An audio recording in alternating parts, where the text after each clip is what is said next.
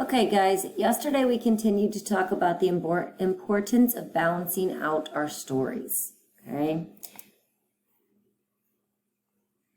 We spent a lot of time working on different aspects of the stories. Today we're going to talk about and work on stretching out important parts of our stories.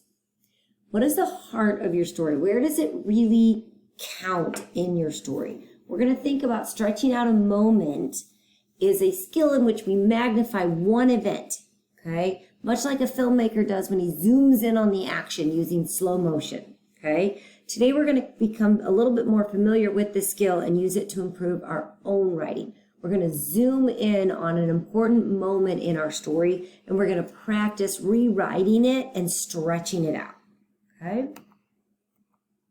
When you stretch out a moment, you take one part of your story that you can slow down and expand on. You want to add feeling, you want to add dialogue, you want to add thinking, action, sensory details, all those aspects. We're going to look at an example of how a student stretched out a moment from their flash draft.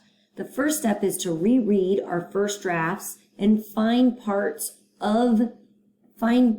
the important parts of the story that we feel could be stretched out. Then we're going to draw a box around those parts, and then after that, we're going to practice the stretching. So here's the part of their story that they boxed off. John yelled down to me, "Don't look down, just keep climbing. You're almost at the top." "No, I'm not," I thought. John realized I wasn't budging, so he climbed back down to balance out the ropes and help me out. I took a deep breath and I just went for the top. Not a bad story.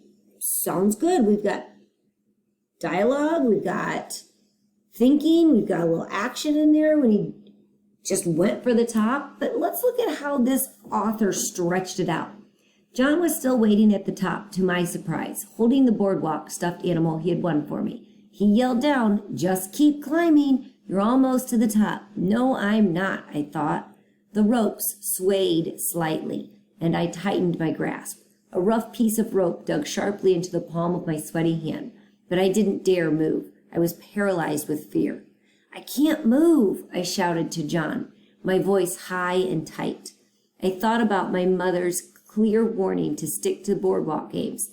This must be why. "Hold on, I'm coming down to help," John called. He maneuvered slowly, feet first, back onto the ropes. As he descended, he talked to me in a low voice, but I couldn't hear him over the loud laughter of the mechanical clown. Was it laughing at me? Suddenly, my brother grabbed my hand and pulled. "Climb," he commanded, and I made a charge for the top.